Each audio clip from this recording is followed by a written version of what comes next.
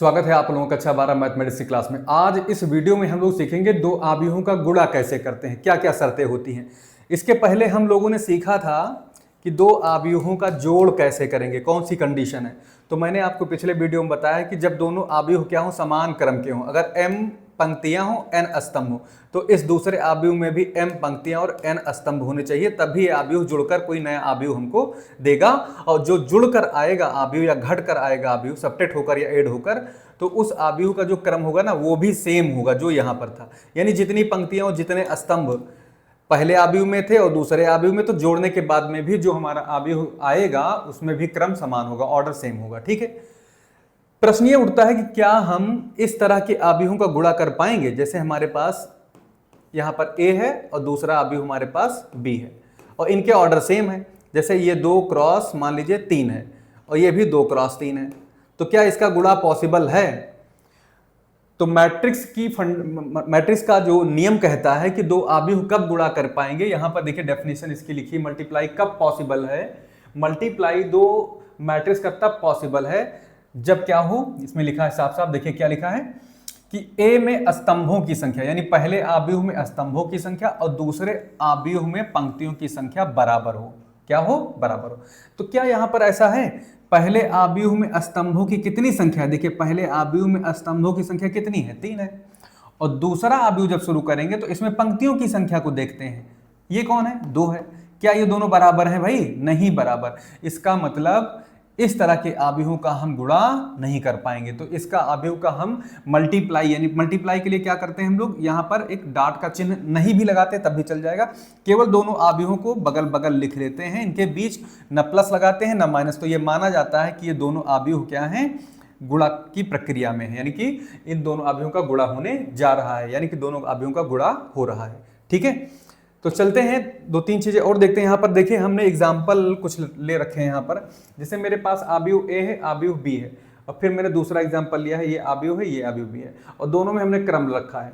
तो पहली शर्त ये है, बताओ इनमें से कौन से, पहला वाला या दूसरा, कौन सा ऐसा जोड़ा है जिसमें आव्यूह का हम गुणा कर पाएंगे, यानी पहले आव्यूह से दूसरे आव्यूह का गुणा कर पाएंगे। इसके लिए देखिए यहाँ पर आव्यूह a हो गया कितना, 3 क्रॉस 2 है हमारा, 3 क्रॉस कितना है भाई, 2 है, तो 3 क्रॉस 2। आव्यूह b को यहां लिखेंगे अगर हम, तो यहां क्या हो जाएगा, ये 2 क्रॉस 3। तो मिलाओ, अगर ये नियम काम कर रहा है तो सही है। क्या क्या शर्त है कि आव्यूह जो हमारा पहला वाला है उसमें हम क्या देखें, पंक्तियों की संख्या को देख लें। तो यहां मैंने पंक्तियों की संख्या लिख दी, 2 है। और b में स्तंभों, सॉरी उल्टा हमने बोल दिया, आव्यूह a में स्तंभों की संख्या को यहां लिख लीजिए। पहले आव्यूह में जिसका गुणा करने जा रहे हो उसका क्या लिखना है हमें, स्तंभों की संख्या कितनी है, ये मैंने लिख लिया यहां पर। और फिर दूसरे आव्यूह में हम पंक्तियों की संख्या को देखेंगे, और अगर ये बराबर हैं तो ये आव्यूह गुणा लायक है, यानी इन दोनों आव्यूहों का हम मल्टीप्लाई कर सकते हैं। मल्टीप्लिकेशन इनका क्या है, पॉसिबल है, संभव है कि हम इसका गुणा कर सकते हैं।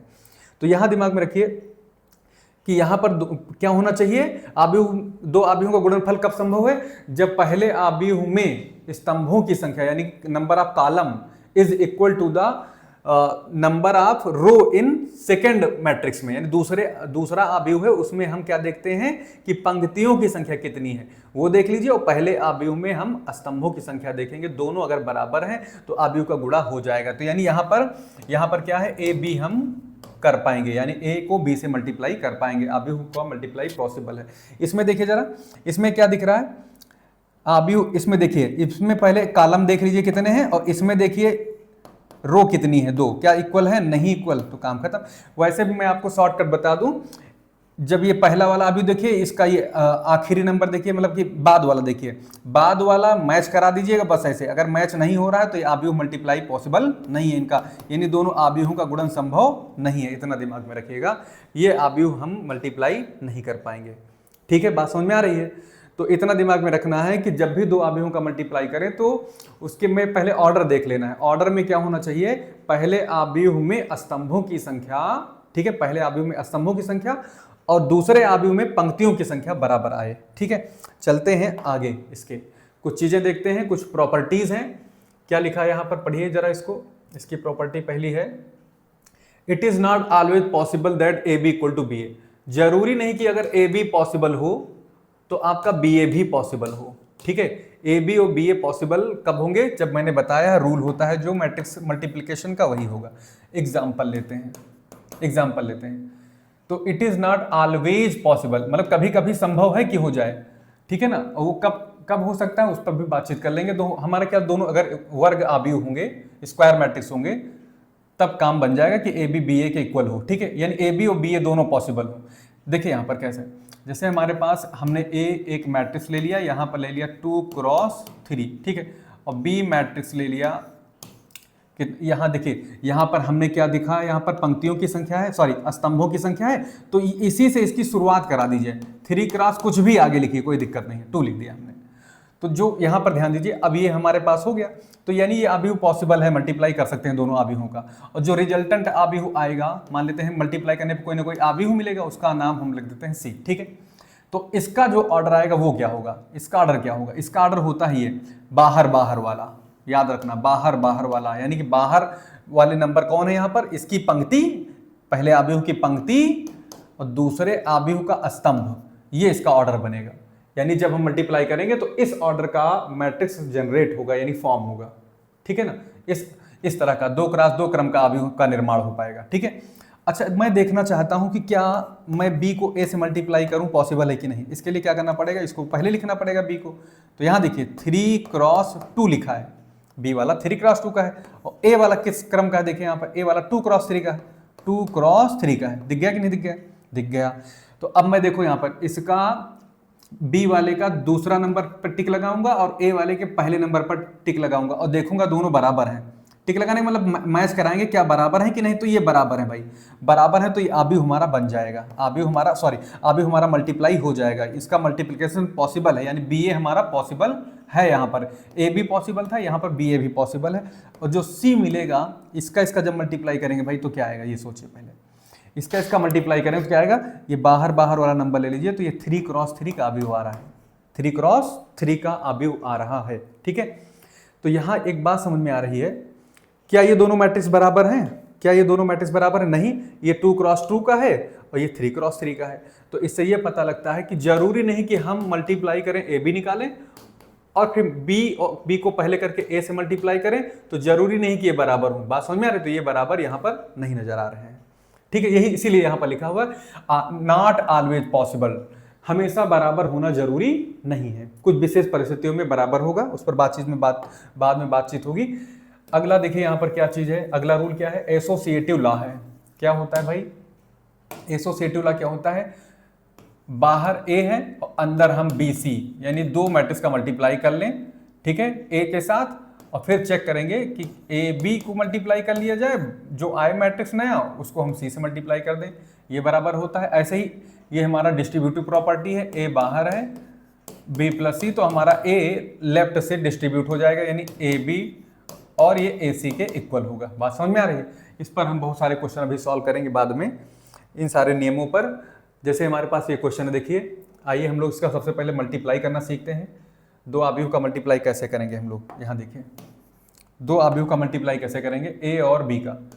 ए कितना है हमारे पास, 6 9 है, और बी, इसका मल्टीप्लाई करने का क्या तरीका बनेगा, देखिए आव्यूह ए को लिख लेते हैं 6 9, यहाँ पर हो गया 2 3, और दूसरा आव्यूह कौन है, इसके बीच में कोई चिन्ह नहीं लगाएंगे, 2 है 5 है 0 है 7 है 8 है 9।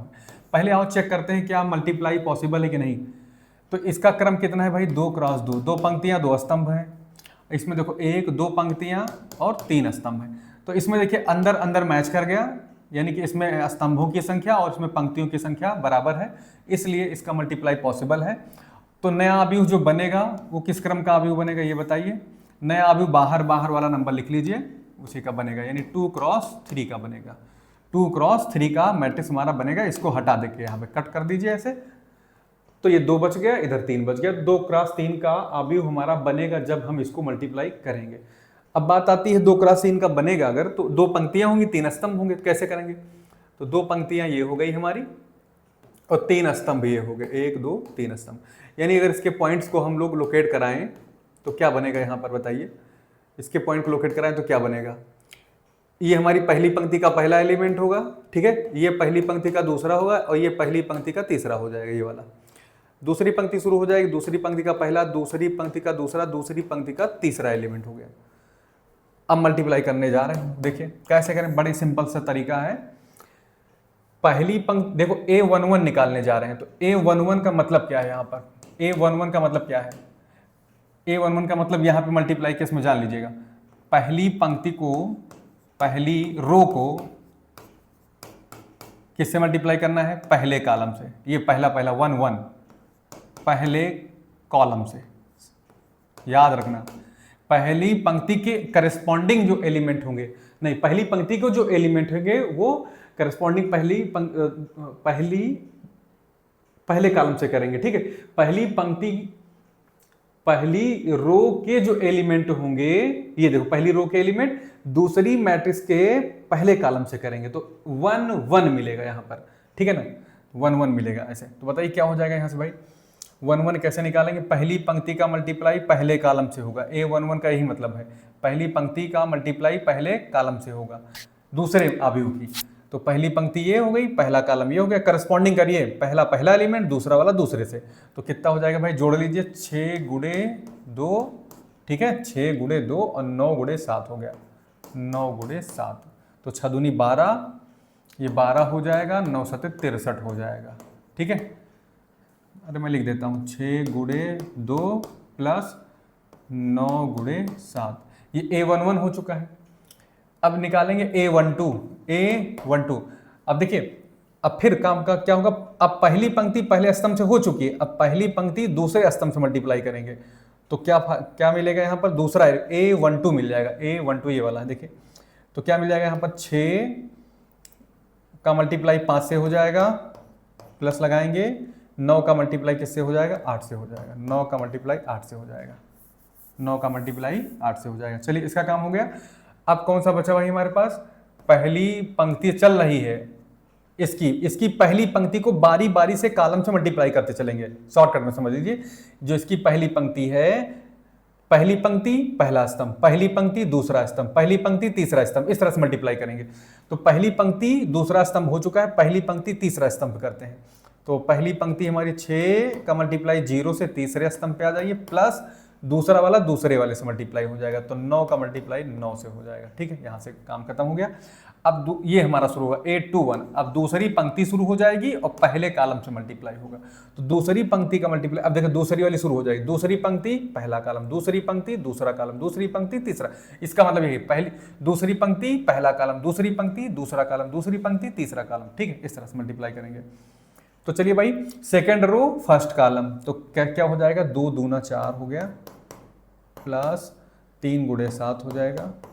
इधर आ जाइए, अब इसका काम खत्म हो गया। अब दूसरी पंक्ति चल रही भाई, दूसरी लाइन चल रही, दूसरी पंक्ति को दूसरे कॉलम से करेंगे, तो 2 ये हो गया, 5 ये हो गया, और प्लस लगाओ भाई, तीसरा वाला किससे हो जाएगा, 3 वाला 8 से हो जाएगा, ठीक है, ये काम खत्म हो गया। अब दूसरी पंक्ति तीसरे कॉलम से करेंगे, तो 2 × 0 हो जाएगा यहाँ से, प्लस 3 × 9, 3 × 9, इसको सॉल्व कर लेंगे हम लोग। क्या आएगा, 6 दूनी 12 हो गया, 9 7 63 हो गया, 12 में 63 ऐड कर लीजिए, तो 3 2 5 6 1 7, कितना हो जाएगा भाई, 75 हो जाएगा, 75 हो जाएगा। इधर देखिए, ये 9 8 72 हो गया, 6 5 30 हो गया, तो 72 में 30 ऐड कर लो, 2 हो गया, 7 3 10, 102 आ जाएगा। चलिए इसको देखते हैं, ये तो 0 हो गया, 9 9 81 हो गया, ये 2 दूना 4 7 21, 21 4 25 हो जाएगा यहाँ पर, ये 5 दूनी 10 और 3 8 24, 24 और 10 कितना हो जाएगा, 34 हो जाएगा। ये तो 0 हो जाएगा, 9 3 27 हो गया।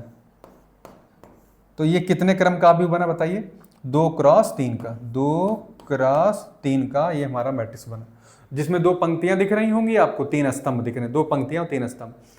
तो हम लोग इस तरह से इसका मल्टीप्लाई करेंगे, इतना दिमाग में रखिए कि मल्टीप्लाई कैसे करेंगे।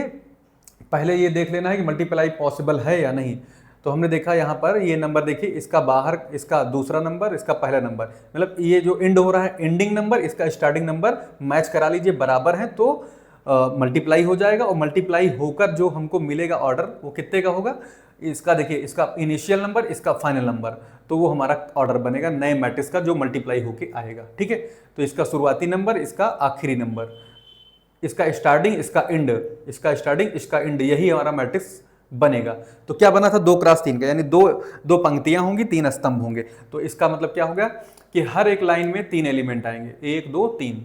तो A11, A12, A13, A21। और इसका बड़ा सिंपल सा मतलब मल्टीप्लाई कैसे करेंगे, पहले कॉलम इसके A11 का मैंने मतलब बता दिया कि इसका पहली पंक्ति उठाइए, इसके पहले कॉलम से करिए। और A12 का मतलब क्या होता है, पहली पंक्ति का मल्टीप्लाई। देखिए हर बार ये पहली पंक्ति चलेगी और बारी बारी से कॉलम में मल्टीप्लाई होगा, यानी इसकी पहली पंक्ति पहले कॉलम से, पहली पंक्ति दूसरे कॉलम से, पहली पंक्ति तीसरे कॉलम से, फिर पहले का काम खत्म हो जाएगा, फिर यहाँ आ जाएंगे। दूसरी पंक्ति शुरू हो गई, ये 2 3 वाली दूसरी पंक्ति, पहला कॉलम, दूसरी पंक्ति दूसरा कॉलम, दूसरी पंक्ति तीसरा कॉलम, यानी जितनी भी पंक्तियां होंगी, जैसे पहली पंक्ति का जब स्टार्ट करेंगे 6 9 का, तो पहली पंक्ति पहला स्तंभ, पहली पंक्ति दूसरा स्तंभ, पहली पंक्ति तीसरा स्तंभ, तो ये हमारे एलिमेंट मिल जाएंगे। दूसरी पंक्ति पहला स्तंभ, दूसरी पंक्ति दूसरा स्तंभ, दूसरी पंक्ति तीसरा स्तंभ का मल्टीप्लाई करेंगे करस्पॉन्डिंग। ठीक है, तो इस तरह से हमारा ये मल्टीप्लाई आ जाएगा, मल्टीप्लाई कर पाएंगे हम। चलते हैं अगले सवाल की तरफ बढ़ते हैं। एक क्वेश्चन ये कह रहा है, देखिए क्या कह रहा है, अच्छा सवाल ये भी है भाई, देख लीजिए।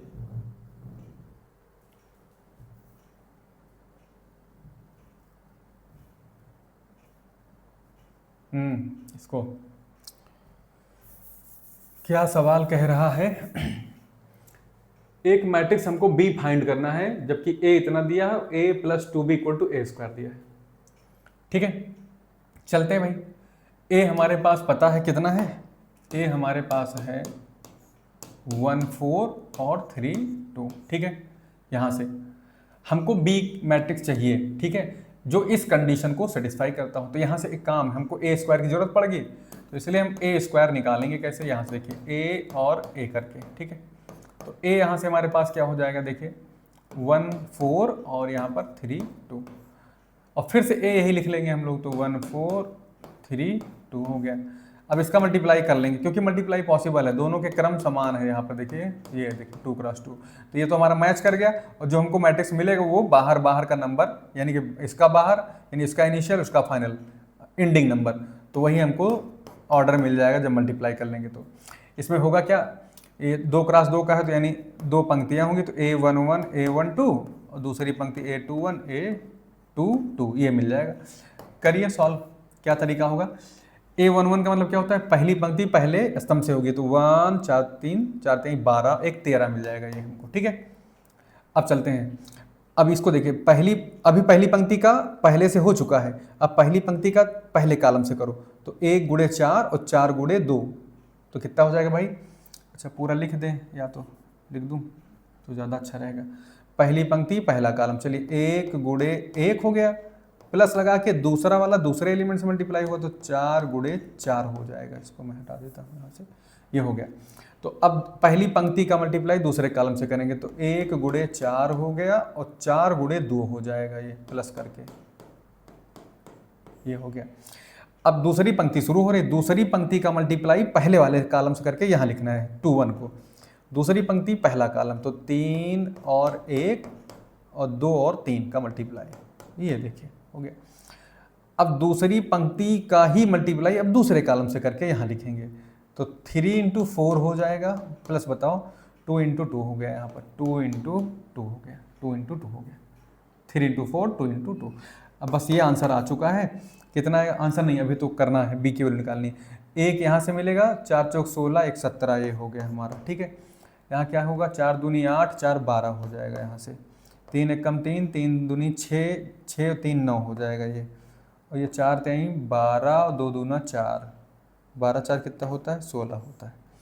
4 चौक 16 1 17, हाँ ये तो 4 चौक, पहला वाला गड़बड़ हो गया क्या, हाँ पहला वाला गड़बड़ हो गया, 1 1 कम 1 4 3 12, 4 का 3 से मल्टीप्लाई होगा यहाँ, 4 का 3 से मल्टीप्लाई होगा यहाँ पर। ठीक है, अरे पहली रो का पहले कॉलम से करेंगे, तो 1 हो गया, 4 × 3 हो गया यहाँ पर, तो यहाँ कितना आएगा, 4 3 12, ये हो गया, 1 1 कम 1 13 हो जाएगा ये। इसको हटा देते हैं हम लोग, ये हो जाएगा 13, ये 13 हो जाएगा। ठीक है, और चेक कर सकते हो, सावधानी से हमको इसको कैलकुलेट करना है, नहीं तो थोड़ी सी भी गलती पूरा सवाल खराब कर देगी। तो यहाँ से हमारे पास क्या मिल गया, ए स्क्वायर मिल गया। हमको क्या चाहिए भाई, कि इन्होंने कहा हमको बी मैट्रिक्स चाहिए। क्या चाहिए, बी। तो ए और 2b ये किसके बराबर है, ए स्क्वायर के। ठीक है, इतनी बात समझ में आ रही होगी। अब दोनों साइड से हम क्या करेंगे, ए कम कर देंगे, या हम ए को उधर ले जाएंगे, ऐसा भी लिख सकते हो, कोई दिक्कत नहीं है। तो यहाँ से ए स्क्वायर में से ए हम सब्ट्रैक्ट करने वाले हैं। तो 2b equal to A square हमारे पास ये आया है अभी 13 है, 12 है, और कितना है, 9 है, यहाँ पर 16 है। इसमें से ए को हम कम कर देंगे। ए हमारा क्या है, 1 है, 4 है, 3 है, 2 है। सॉल्व कर लीजिए। तो 2b यहाँ से हमको मिल जाएगा कितना, 13 में से 1 कम करोगे तो 12 आएगा भाई, 12 में से 4 कम करेंगे तो 8 हो जाएगा, 9 में से 3 कम करेंगे तो 6 हो जाएगा, चौथा वाला चौथे घटा 16 में से 2 कम करोगे तो 14 हो जाएगा। ठीक है, अब यहाँ से हम लोग b निकाल सकते हैं। तो ये 1/2 हो जाएगा। ठीक है, 12, 8, 6, 14। तो क्या होगा, इसे 1/2 कर दीजिए, हाफ जो है सब में मल्टीप्लाई हो जाएगा। तो यहाँ पर कितना आ जाएगा, ये हमारा 2 से कट जाएगा, 12 वाला तो 6 आ जाएगा, 2 से 8 कटेगा तो, क्योंकि डिवाइड में है, तो कितना हो जाएगा, 4 हो जाएगा, ये हमारा 3 हो जाएगा, 2 से 14 हो गया। ठीक है, तो ये हमारा मैट्रिक्स मिल गया, बी की वैल्यू 6437, ये हमारा आंसर हो जाएगा इसका। चलते हैं, थोड़ा सा आगे बढ़ते हैं। इसके अलावा एक क्वेश्चन और देखते हैं हम लोग। ये क्वेश्चन देखिए, काफ़ी अच्छा सा सवाल है, एनसीईआरटी का ये भी है। क्वेश्चन का क्या कह रहा है,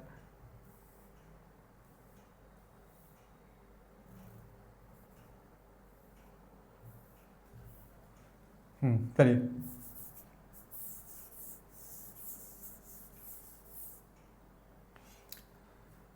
कहा गया इफ 413 का मल्टीप्लाई x से करना है। x एक मैट्रिक्स है, याद रखिएगा।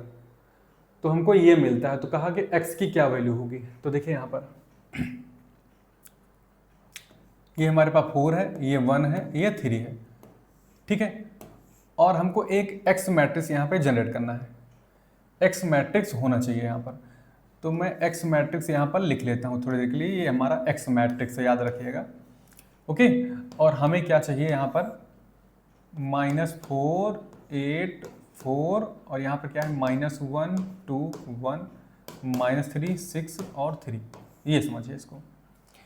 अब इसका क्रम बताओ जरा, 1, 2, 3, 3 क्रॉस एक ही कॉलम है, और इसका देखिए 3 क्रॉस 3 का है, समझिए 3 क्रॉस 3 का है। तो इसका क्या क्रम होना चाहिए। पहली बात तो जान लीजिए, इसमें एक ही हमारा, क्योंकि इसको मैच कराना जरूरी है। इसमें स्तंभों की संख्या, इसमें पंक्तियों की संख्या बराबर होनी चाहिए, गुणे लगाओ। अब बाहर बाहर मैच करना चाहिए, तभी पे हमको ये मैट्रिक्स मिल पाएगा। तो यहाँ पे जब 3 है तो यहाँ पर भी 3 होना चाहिए। इसका मतलब ये हुआ कि जो हमारा x मैट्रिक्स होगा वो कितना होगा, 1 क्रॉस 3 का, यानी 1 गुणे 3 का, 1 क्रॉस 3 का मैट्रिक्स होगा, जिसमें 3 है, यानी एक पंक्ति 3, एक ही पंक्ति हमारी होगी, 3 कॉलम होंगे। तो एक पंक्ति 3 कॉलम वाला मैट्रिक्स हमारा जनरेट होगा। तो यहाँ से समझिए कैसे लिखेंगे इसको। यहाँ पर मान लीजिए हमारा A11 है, ठीक है, और ये कौन है, A12 है, और ये 13 है। तो एक पंक्ति है और 3 स्तंभ हैं, तो ये हमारे पास आ गए। ठीक है, अब आगे बढ़ते हैं इसको सॉल्व करने के लिए। ये कैसे सॉल्व होगा क्वेश्चन, ये हमारे पास आ ही गया है। अब उसके बाद करेंगे कैसे इसको, अगर हम सॉल्व करें, क्योंकि दोनों अवयव क्या है, बराबर है। तो देखिए यहाँ पर बहुत अच्छा सा तरीका है, ये 3 क्रॉस 3 का मैट्रिक्स बनेगा, याद रखना। 3 क्रॉस 3 का कैसे करेंगे, देखिए इसमें पहली पंक्ति का पहले स्तंभ से मल्टीप्लाई करके यहाँ लिखेंगे A11, क्योंकि देखिए 3 क्रॉस 3 बनेगा, ध्यान दीजिए।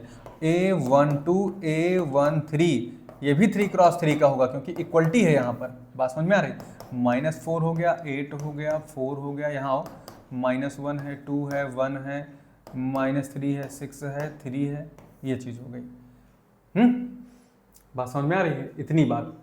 तो चलते हैं आगे बढ़ते हैं। तो यहाँ देखिए क्या मिल जाएगा हमको, यहाँ पर A दूसरी पंक्ति दूसरा पहला कॉलम, दूसरी पंक्ति दूसरा कॉलम, दूसरी पंक्ति तीसरा कॉलम, तीसरी पंक्ति पहला कॉलम, तीसरी पंक्ति दूसरा कॉलम, तीसरी पंक्ति तीसरा कॉलम, क्योंकि 3 क्रॉस 3 का मैट्रिक्स हमारा ये x वाला जनरेट होगा। ठीक है, बात समझ में आ रही है यहाँ से।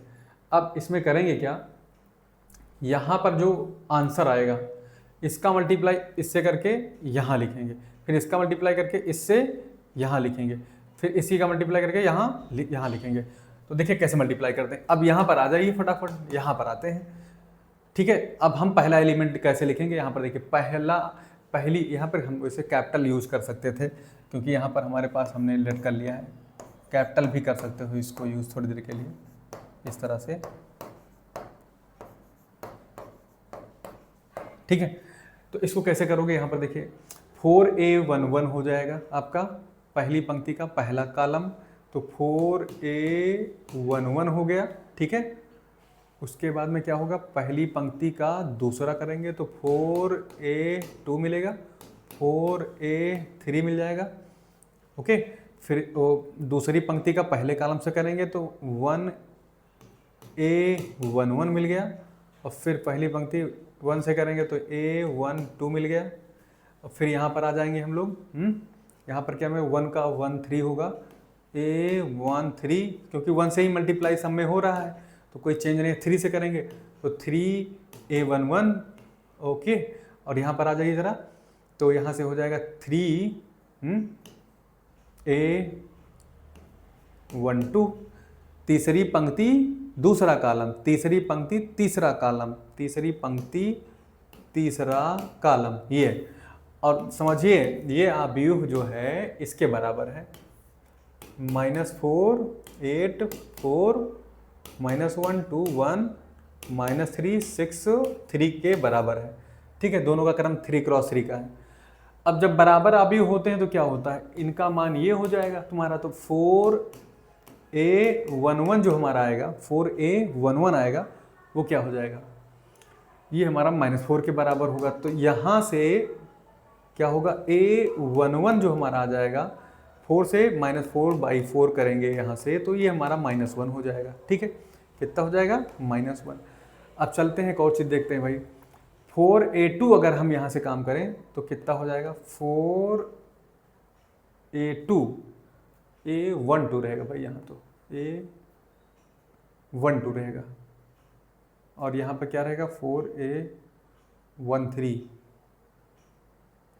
4a11, फिर 4a12, फिर 4a13। हाँ, और क्या गड़बड़ हुआ है कुछ ना कुछ। ठीक है, अब चलिए आगे बढ़ते हैं। अब आगे बढ़ते हैं तो यहाँ से देखिए 3a11 अगर हम बात करें तो ये -3 के बराबर है। हाँ, तो यहाँ तो ये तो मिल ही गया। कुछ और ढूंढते हैं भाई, a12 वहाँ से देखो, a12 ये हमारे पास है। तो यहाँ से अगर हम देखें, हमको जो चाहिए उसी पर बात करेंगे। 11 और 12 13 जहाँ से निकले वहाँ से निकाल लीजिए। तो अगर मैं निकालूँ यहाँ से 13 वाला, तो इसको मैं इसके बराबर कर दूंगा, तो यहाँ से क्या आ जाएगा, 4a13, ये बराबर हो जाएगा 4 के।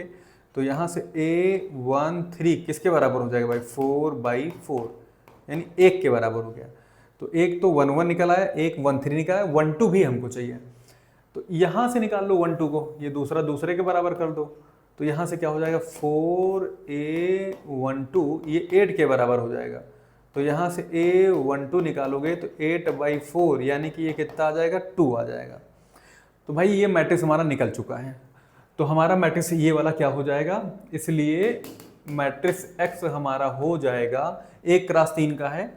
तो मेरे पास क्या क्या निकल आया है, a11 निकल आया है, तो -1 होगा इसमें, और a12 निकला है कितना भाई, हमारे पास 2 निकला है, तो ये हो जाएगा 2, और ये कितना हो जाएगा, a13 कितना हो जाएगा, 1 हो जाएगा। तो ये x हमारा इस तरह से निकालें। काफ़ी अच्छा क्वेश्चन है। अगर मैं देखूं अगर इसको, तो क्या सच में ऐसा आएगा, तो मैं यहाँ दिखा देता हूँ आपको, इसको सॉल्व करके। 413 मैं लिख लेता हूँ, 413 ये हमारा हो गया ये मैट्रिक्स, और इसके बगल में x वाला लिख लेता हूँ, जिसको अभी हम लोग निकाले हैं।